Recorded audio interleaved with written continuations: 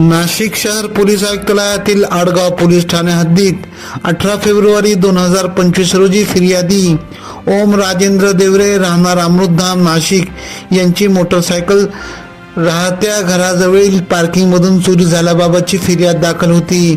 याबाबत आडगाव पोलीस ठाण्यातील गुन्हे शोध पथक मोटरसायकल चोरीबाबतचा तपास करीत असताना कर्तव्यनिष्ठ पोलीस हवालदार इम्रान शेख दादासाहेब वाघ तपास करीत असताना गोपनीय माहितीच्या आधारे डी मार्ट नाशिक आग्रा रोडवरील रात्रीच्या वेळी मोटरसायकल चोरटा हा मोकळ्या अंधारात असल्याचे समजले।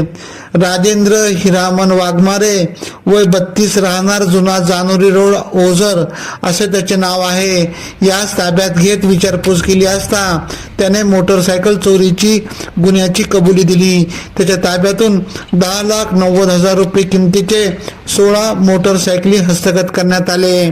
सदरची कामगिरी आडगाव पोलीस स्टेशनचे वरिष्ठ पोलीस निरीक्षक उमेश पाटील यांच्या मार्गदर्शनाखाली सहाय्यक पोलीस निरीक्षक निखिल बोंडे, गुन्हे शोध पथकाचे पोलीस उपनिरीक्षक विकास पंचमुख, पोलीस हवालदार दादासाहेब वाघ, इम्रान शेख, निलेश काटकर, महिला पोलीस हवालदार वैशाली बच्छाव, पोलीस हवालदार महाजन, मनोज परदेशी, मनोज मोरे, शक्ती पेंढारकर, अक्षय गोसावी, दीपक भोजबळ, लिलके, अभिजित बेलेकर, नंदू साळुंके आदींनी केली। ATP न्यूज साठी ब्युरो चीफ अनवर खान पठाण, नाशिक।